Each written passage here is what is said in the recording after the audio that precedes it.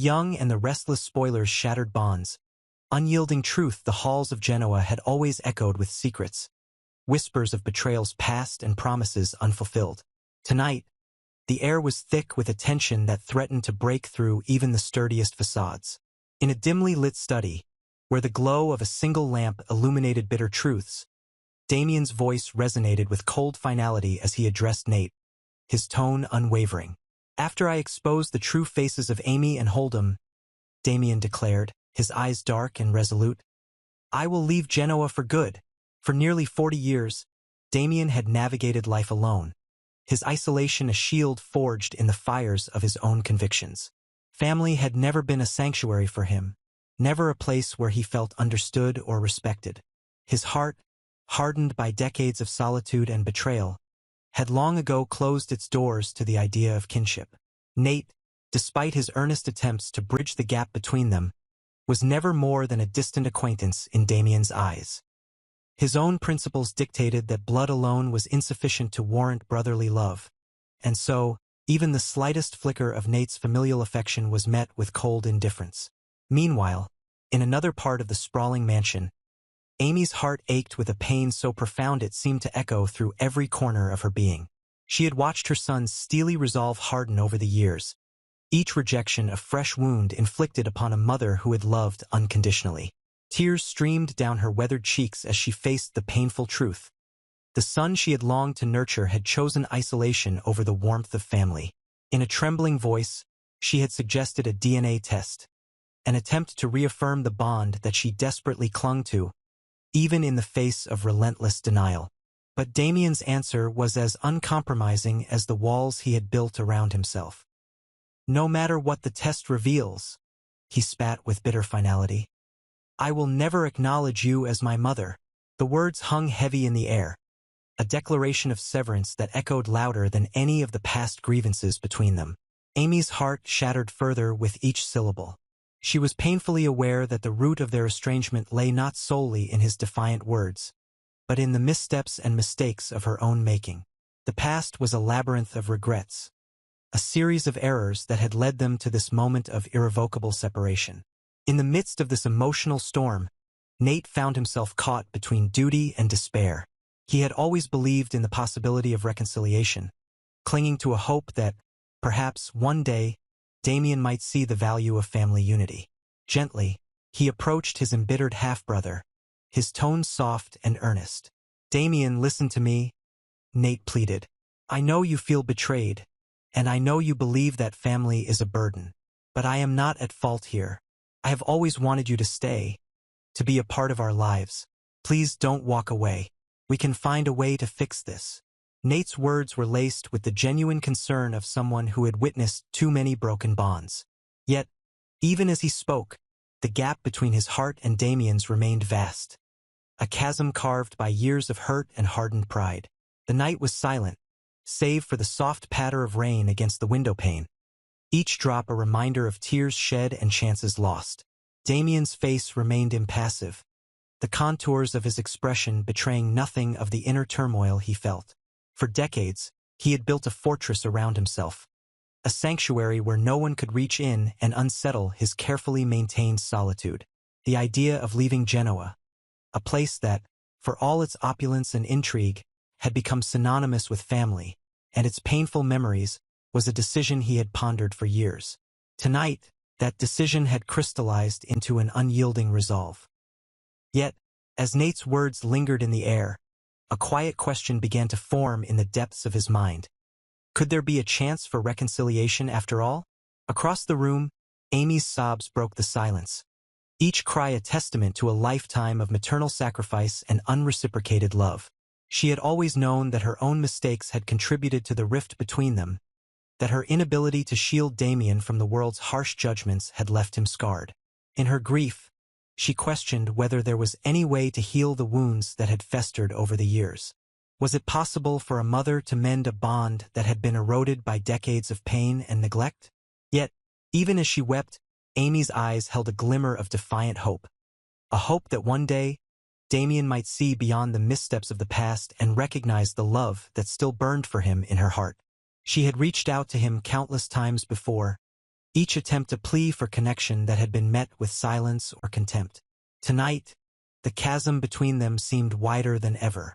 Nate, ever the mediator, understood that his efforts to reconcile would not be easy. He saw in Damien a man who had adopted isolation as a means of self-preservation, a man who had convinced himself that solitude was the only true freedom. Nate's heart ached for his brother, for the years of loneliness that had defined his existence, and he wondered if his persistent calls for unity might ever break through the walls of Damien's pride. "Damien," Nate continued, his voice softer yet resolute, "we're family. I know you've built your life on the premise that you don't need any of us. But the truth is, you do. Even if it doesn't seem that way now, there's a part of you that still longs for connection. Please, don't let this be the end." But Damien's eyes, cold and unwavering, seemed to harden further. He had long ago resolved that the price of connection was too steep, a price paid in vulnerability and the potential for more hurt. His declaration, made earlier with such icy determination, now felt final. His life had been defined by the very solitude he embraced, and the thought of relinquishing that self-imposed exile for the uncertainties of familial love was a risk he was unwilling to take. The conversation reached a poignant impasse. Nate's heartfelt entreaties hung in the air, unanswered and almost painful in their sincerity. In that moment, every word, every tear shed by Amy, and every desperate plea from Nate converged into a singular, heart-wrenching tableau of loss and regret. The bonds of family, once thought unbreakable, were now splintered by years of neglect, misunderstandings, and unspoken grievances. As the rain continued its steady rhythm against the windows, the night wore on with an almost tangible sense of finality. Nate's hope, fragile and earnest, battled against the overwhelming evidence of Damien's resolve. The silence was not merely a pause in conversation. It was the sound of a heart resigned to solitude, a spirit committed to a lifetime of self-imposed exile. In the quiet aftermath of their exchange, the question that lingered was not just whether Nate could persuade Damien to stay, but whether any bridge could be built over the chasm of pain and disillusionment that separated them. Could the bonds of blood and shared history overcome the wounds inflicted by decades of emotional abandonment? Nate's eyes, filled with a sorrow too deep for words, sought an answer in the unyielding gaze of his brother, but found only the cold reflection of a man who had long given up on the possibility of redemption. For Amy, the sight of her son's rejection was a sorrowful confirmation of a painful truth. She had played a role in creating this divide. Her tears were not only for the loss of the familial bond, but also for the realization that some mistakes might never be undone. As she watched the unfolding drama, a drama marked by pride, sorrow, and the stark inevitability of separation, she knew that the path to healing would be long and fraught with regret. In the end, as the night gave way to the uncertain light of dawn, the future of their fractured family remained as ambiguous as the shifting shadows in the early morning. Nate's efforts to reconcile were sincere and heartfelt, yet the deep-seated scars in Damien's soul cast a long shadow over any chance of reunion. The silent walls that Damien had built to protect himself were not easily dismantled, and the cost of tearing them down might be too great for him to bear.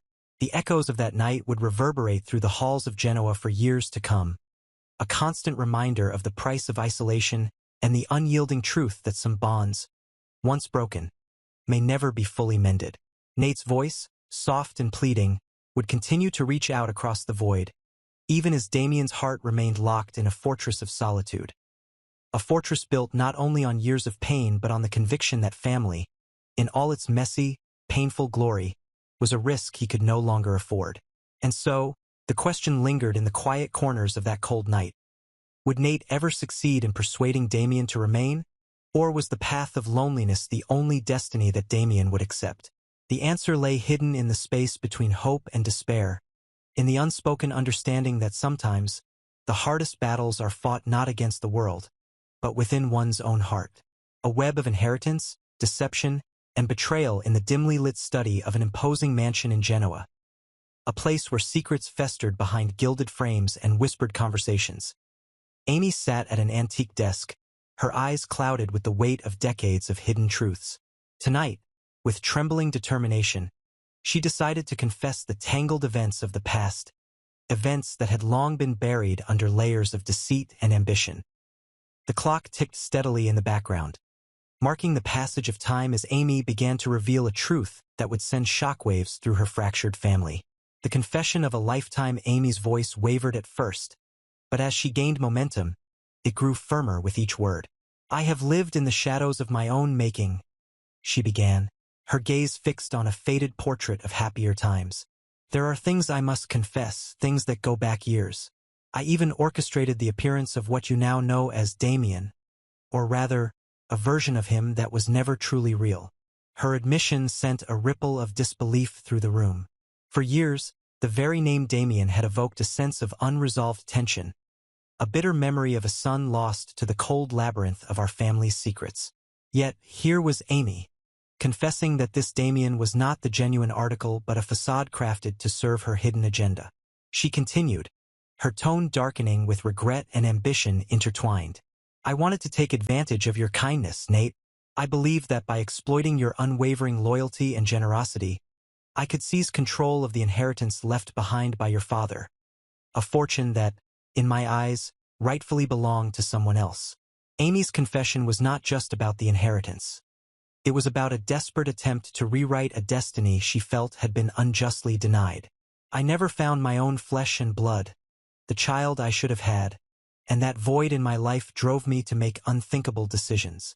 I thought that if I could manipulate the narrative, I could secure the wealth and power that I believed would compensate for my loss." Her eyes glistened with a mixture of bitterness and sorrow as she recalled the intricate web she had spun. "I even went so far as to introduce a counterfeit version of Damien into our lives, a proxy to stir up the emotions and loyalties of everyone involved. But, in the end, my scheme crumbled, and I was left with nothing but the echoes of my own ambition." The Holdom controversy. As if the confession were not scandalous enough, Amy's revelations took another dramatic turn. "And then there is Holdom," she declared, her voice rising in a mix of anger and regret. "I promised that I would bring him forward and hold him accountable before the law."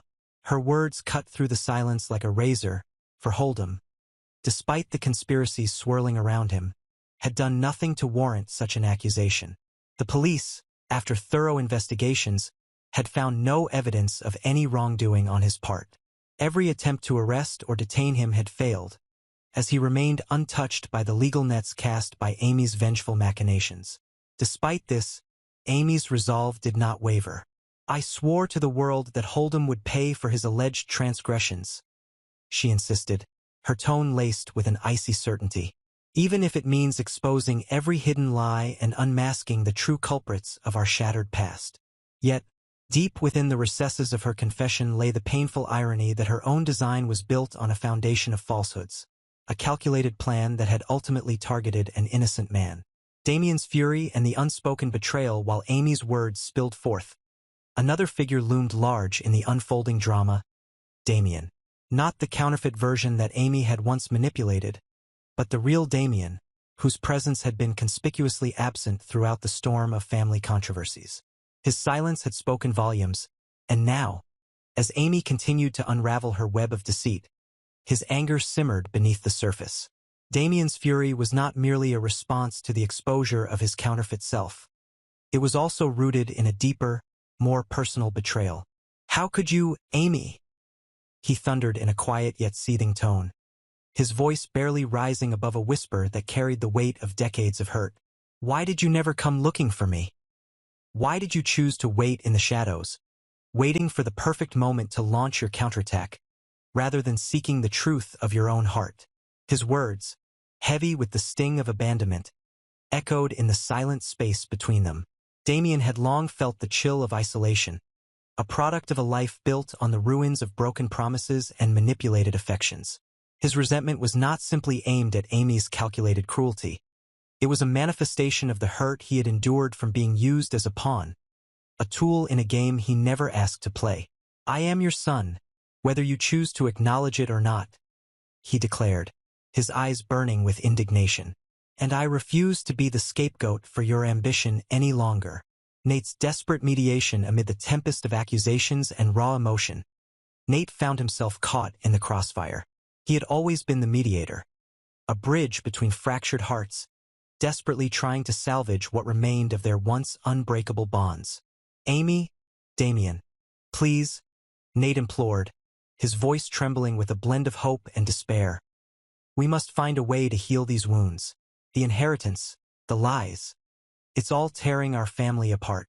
Nate's words, earnest and filled with the longing for reconciliation, fell on ears burdened by years of deceit and betrayal. He reminded them of the legacy left behind by his father, a legacy that was not just measured in wealth but in the values of honor, truth, and unity. "We cannot let greed and manipulation dictate our future," he urged. "There is still a chance to mend what has been broken, but only if we confront our past honestly and with courage."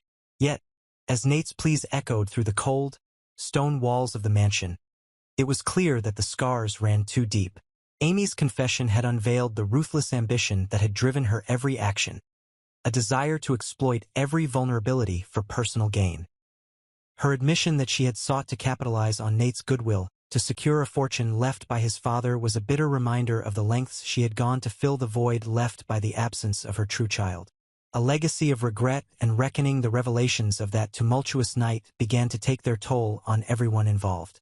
Amy's heart, once shrouded in calculated indifference, now bore the heavy burden of remorse and regret. Yet, even as she acknowledged her past misdeeds, she remained unrepentant in her conviction that her actions had been necessary, a misguided attempt to reclaim what she believed was rightfully hers. "I did what I had to do," she insisted, her voice resolute despite the tears that glistened in her eyes. "I trusted in the goodness of others, only to be betrayed by fate and by my own shortcomings." Holdom, the man ensnared in her vendetta, continued to stand as a testament to the tragedy of innocent lives caught in the web of deceit. The authorities had searched high and low for evidence, yet every investigation reaffirmed his innocence. His refusal to be detained was not a sign of defiance but rather a reflection of the truth that had eluded Amy's grasp. "I have done nothing wrong," he maintained quietly, his expression one of solemn resignation. "I am a victim of circumstance, caught in the crossfire of ambitions that I never intended to be a part of."